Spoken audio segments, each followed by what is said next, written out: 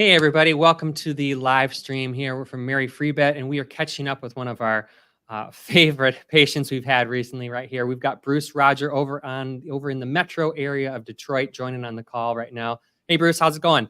It's going pretty well, Chris. Taking a break. Did you have some therapy today, or is that another day you had some outpatient therapy? Therapies are Monday, Wednesday, and Friday. Today I have a dentist appointment. Okay. Awesome. Well, thanks for jumping in on the call, Bruce. We have been sharing your story on social media for the past month, just little snippets of your story, just a lot about your journey. Before we really dive into your story, I just want to play a little snippet for people who are just meeting you for the first time so they get to know your personality a little bit and what you've been like here at the hospital. What sells? So describe Bruce as a person. I'm not sure.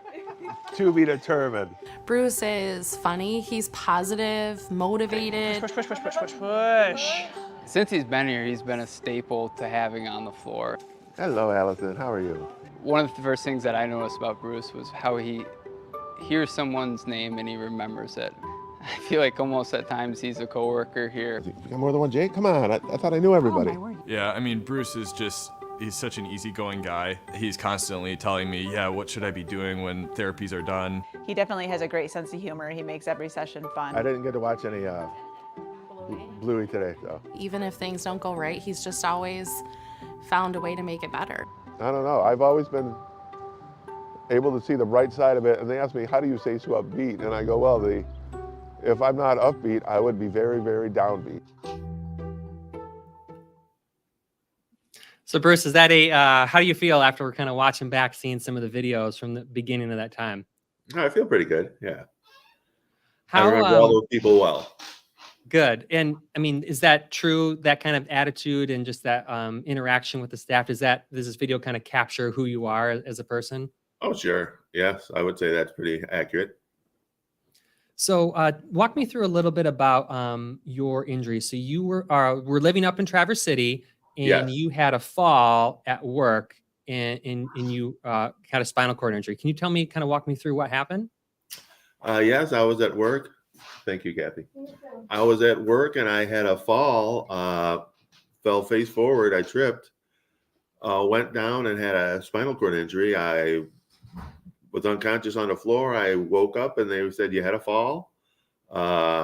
Wanted to know, and I couldn't really move, but thankfully in my situation, there happened to be a number of medical professionals that were in the restaurant eating at that time. So they knew what to do, and they properly rolled me over onto my back and called an ambulance because I couldn't feel much, if anything. And they got me in the hospital, and they got me in an ambulance and rushed me to the hospital, and I had surgery 4 days later. And how quick from that did you end up like really realizing what the scope of your injury was? Well, I didn't realize the scope of it until after I had the surgery on the 24th of April. I've never been seriously injured before, so I was like, all right, this is just something. People have surgery all the time. I thought I'd have surgery, and then a couple of weeks later, maybe a month or two, I'd be, up and about and moving around, and that is not the way things went. So I would say probably, let's see, the surgery was on the 24th. So a couple of days after that, when they told me that it would have been, that it was probably going to be a year to 18 months before I actually would be able to get full recovery. That's actually when it probably sunk in. So a couple of days after the surgery. And so this was in April of this year, right? And then April of 2023, yes. And when did you end up starting rehabilitation? What was that beginning like for you when you? Well, I did a little bit of things when I was at Munson, where I had the surgery up in Traverse City, and then I went to Mary Freebet on the 4th of July. I'm sorry, no, the 4th of May. My bad. I left on July 3rd, but I went there on the 4th, and that was a Friday. So I started on the 7th, I believe, the 7th of May, and they said, "Here, do this," and I said, "All right, let's do it." And I got into it and did everything they told me, and saw results. So I talk to so many patients when I always ask about their first impressions of it. And you go from a hospital where you might be just kind of staying in bed all the time. You get up a little bit, but then the first couple of days of rehab, you were just like, boom, hitting the ground running. What was that like? Did that shock you, or how did you feel at the first couple of days? Well, I got there on a Friday night, so I couldn't really do anything. And then I just slept Friday, and then Saturday I was there, and I got an evaluation from Josh there, and he was like, "All right, here's what's going to happen. We're going to get you some physical therapy, going to get you some occupational therapy." And I didn't really know what occupational therapy was at the time.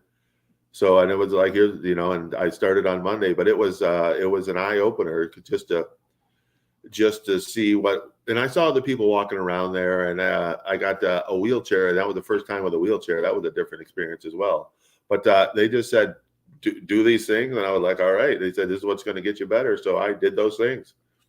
And it was, I wouldn't say overwhelming, but it was surprising what they were going to have me do, because I could only I was limited so much at the very beginning.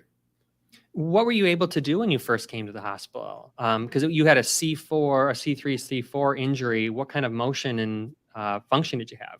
Well, I had my left leg was still pretty strong. My right leg was not at all. My right arm, I could move just slightly, and my left arm, I couldn't move at all. So at that point, they were just, it was more, I guess it would be just basic movements and getting back to moving some. So range of motion, I guess, would be the best way to say it. Working on range of motion, what I started with, just with that. And they saw what I could do and what I couldn't do, and they worked towards what I could do later. And we're watching the video here. This is our Tolo system. So they're suspending you in the air, and you're working on walking, taking steps. So how far along in your recovery is this point? Because this was not, 4th of July. This was later on in your journey, right? Well, yeah. Because I went in on the 4th of May. So, and this was probably a week, possibly 2 weeks later, because they had me sitting on the mat, and then I could barely sit up by myself. And then I started doing some stuff, and then I was able to stand up with some help. And then after that, so I'd say maybe 2 weeks after I got there is when I started with the Tolo system. Did that for a couple of weeks, and then they said, "Hey, you know what? We're going to try you without the Tolo system." Hey, I'm wearing the same shirt. Nice. How are those little bits of progress that you made? I mean, it probably felt very slow at the beginning. Did it speed up, or was it always like a slow inch by inch, step by step? It was slow in the terms of what I thought I was going to be able to do, because I bounced back from slight injuries before pretty quickly. So I just thought it'd be the same way, and it was not. I just had to keep going. It was slow, best way. Everybody kept saying I was doing great, but and to my eye, it didn't seem like I was doing great, because I was just making these tiny increases. But that's what it is currently. It's tiny increases are going in the right direction. That's good. You just seem like such a positive, you've got a good outlook on life. Did your attitude change at all during that? Were there tough days? Did you feel like days you just wanted to like give up and not want to do the therapy? No, well, there were tough days, but never when I didn't want to do the therapy, because I've known people who have been injured with other things, sports injuries, hockey, you get something, and they don't do the therapy, and then they're like, "Oh, I don't know why, I'm not healing the way I should be." And you talk to everyone, it's always like, you have to do the therapy. That's key component to getting better, is doing the therapy. So, but there were tough days. I can't lie about that. Yeah. Did you learn a lot about a spinal cord injury? Because I feel like it's just such a different thing, and you might not have ever known anybody who's had an injury like that before. Like, did you learn a lot about healthcare and like your body during this whole process? Well, I've learned a lot about healthcare since then, just trying to go through the hoops and through the healthcare industry. That was an eye opener and a eye widener, because it's just so tough to get things going. You have to go to this website and that website, which I'm not very good at. And luckily I had people who helped me with that. But I learned that, I knew one person who had a pretty bad spinal injury when I was a kid. It was one of my brother's friends. He was in a car accident, and he was paralyzed from the waist down and lost part of his right arm. And he was very upbeat. I knew Rick very well. He was a great guy. But I knew from him, that a positive attitude was going to go a long way. And he did the therapies he was supposed to do, but he was limited in what he was able to get back, because he had a complete sever of his spinal cord. So so he wasn't going to be able to use his legs anymore. So But he was still a great guy, upbeat. He was, it was just one of those weird things. He was one of the best athletes in my brother's grade. He was a few years ahead of me, and everything happened. End of his junior year, everything stopped like that. So, but he kept being a great guy and a positive outlook. So, I really had a pretty good example with Rick McClarty. What about, so I see you working with the team, and in that intro video we showed I just saw the connection you had with the staff there. What was the relationship you had with the team? Was that something that took a little bit? Was it right away you started connecting with people? Tell me about that. I think I connected with him pretty quickly. You just go in there, have a good attitude. A girl I worked with, she was going to therapy school at the time of my injury. So as soon as I had the injury when I was at Munson, I was like, all right, Monica, get in here and start giving me some therapy. She goes, until I graduate, I can't do anything. But she also told me to push back against the therapist because they enjoy that. And to just give it my all. So that's what I did. And we worked really hard to help you progress. It was a lot of the therapy was in the hospital. You also did some kind of, like non-traditional things. You went out on some trips, and we had some video of you, doing like the cardio drumming. What were those kind of like extra types of therapy and events like for you? They were good for me. People just, they're like, hey, you want to do this? And I was like, sure. I'm here all day. I got nowhere to go. If it's here, I'll do it. So, and it was going on the trip was, and that was earlier on. That was, I believe that was in May also when I went on that trip with Caitlin. Went for that little zip around Grand Rapids over by East Grand Rapids High School. Yep. I went to that little park there. But yeah, that was nice. That was the first time I got out of there. And it was nice to get out because I was able to go out on the terrace there on the floor there at Mary Free Bed. But it was nice to get out and just go somewhere other. Was there any challenges that you faced when you were a patient that like our team helped you with? Or I know a lot of times they have, especially for spinal cord injury patients, there are like mentors that you can work with that you can, they come in, they've had their own experiences, and then they share what their journey was like. Yeah, there was a couple gentlemen that came in and spoke about what had happened to them and what they were doing currently. And, and it did help. It explained a lot of stuff because that's the questions everybody had. There was a group of us there, and everyone had had questions for them. And they just said, you got to stick with it, stay busy, and do the things you're supposed to do, which is the therapy and the follow up, and things will go better. The one gentleman was what was he doing? He does marathons, but he's that poor guy. He was shot in a home invasion when he was on vacation in Costa Rica, and then but he does marathons now with his bike, so he's still going and doing. And the other gentleman, he sells insurance, and he had just fired up a new company. He was doing it, but they were very positive, and just you have to continue on with what the things you learned at Mary Free Bed, just to continue doing stuff, and don't not do the things that you should be doing. Would be the best way to say it. But yeah, it was good to hear them speak. They obviously done. The one gentleman was there in 2010. The other one was there in 2014, if I remember correctly. So yeah, it was good. The two mentors that I met were quite informative. What has the transition like been at home now? So you are living with family and continuing with outpatient. How has that been? And did our team help you like get educated and prepared for working and living at home? Yeah, they did help out. I had some family members to get some tutoring, I guess would be the proper word, from Lindsay, who was one of my occupational therapists on range of motion stuff with my hands, and they set me up pretty well. I'm blessed to have a great family that was able to help me out and afford me a place to stay, and I'm just blessed with that. But they really did help me out with the things I needed to do. Once I got here, they're like, all right, you have to do a couple of things with your because we still have to do some work on my bathroom, on the bathroom here, so that I can access it a little better, more easily. So they did help me out. Is there any timeline for you going back home to Traverse City?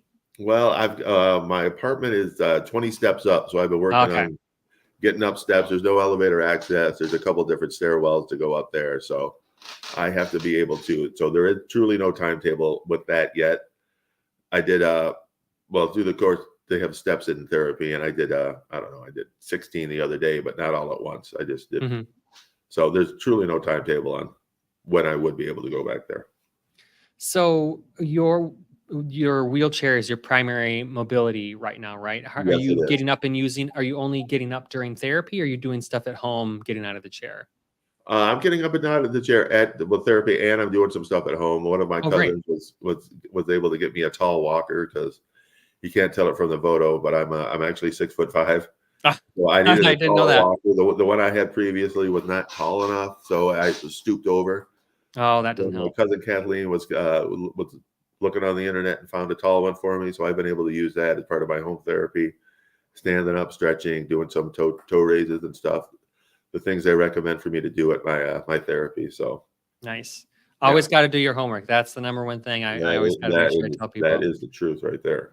So speaking of advice, we have, over 100 people, 119 in growing at the hospital there, who are in their own journeys. They might have had a spinal cord injury, a brain injury, or maybe something that's less severe. What's your advice, looking back at your time? We've posted these videos. You're a couple months out of being at home.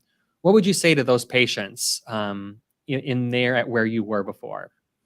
To just stick with it and do the therapy. The therapy is the key. A good attitude will get you so far, but the therapy is you can have a good attitude all you want. If you're not going to do the work, you won't see the results. And that is the key component to anything. As they explained to me, it was, let me see, therapy, rest, nutrition, and there was another one that I've forgotten already. But that was the cornerstone of getting better. Just doing the things that you're supposed to be doing. And, if you need to take a day off, take a day off, but get back at it. Mm-hmm. And what's next for you, Bruce? What's next on your horizon, and on your list of, okay, this is my next thing? Well, like I said, today I have a dentist appointment. I have therapy tomorrow, and tomorrow I'll also go see my uncle. I normally go meet up with my uncle and his cousins. My uncle just turned 91 a couple weeks ago, so we go see him on Fridays and visit with him and just hang out with him. But next thing I did, just more therapy and just keep going. Living up in beautiful Traverse City area, did you have any kind of hobbies, outdoor activities, anything Oh, you're sure. hoping to get back to soon? Well, I used to ride my bike all over the place. They have a nice trail system up there. I played hockey a couple times a week. I don't know if that's in the cards for down the line, but we'll see. We'll see how that all works out. But I would love to play hockey again. I would love to get my legs up underneath me and be able to play hockey, skate again. That was I just missed the Red Wings were just up there for the prospect camp, along with the Grand Rapids Griffins were up there for that prospect camp and the Red Wings training camp as well. So I missed all of that this year, which I haven't missed in probably 25 years. But Mm. just just something to work forward to. But I would really love to skate again and ride my bike too. But we'll see how it all plays out. I can't predict the future, but I would love to play hockey. We'll have to make sure you check out sled hockey. Being 6'5", we'll have to find you Yeah, a big sled for that. But I did check that out on the floor there. That all the equipment you had there. That little, I don't know if it was the mod wheelchair room. sports department. Yep. Yeah, the sports. Yeah, I was intrigued by it all there. But yeah, I really like that. Well, I used to play golf too, and I saw that one-man golf cart that'll hold you up while you swing, and I was like, Yep. that seemed pretty intriguing too. But golf is fun, but it's not as. I like golf, but I really like hockey. Yeah. Awesome. Well, Bruce, it's been so great chatting with you, jumping on the live feed and sharing your story with our patients and families that are watching. Anything that I Okay. All right. anything that I didn't ask you that I should ask you before I let you go? Nope. But my ride is here, so I'm going to have to cut this short. You got to cut it short. Well, perfect timing. Well, Bruce, thank you so much for joining us on the feed. And look for a link in the comments for his full story. If you've not seen it yet, we've got a really nice blog post that's written up about him that goes over his whole story. And then some of the video clips that you've seen, you can get back and hear the story from him too. So thanks again, Bruce. Thanks again to all of our watchers. Make sure you stay on social media to see more follow-ups with patients and great stories like this. Any information you need about Mary Free Bed, joining our team, or referring a family member, go to maryfreebed.com. Thanks so much for watching. Thanks, Bruce. Thanks, Chris. Thanks, Joe, wherever you are. All right. Yeah, thanks, Joe.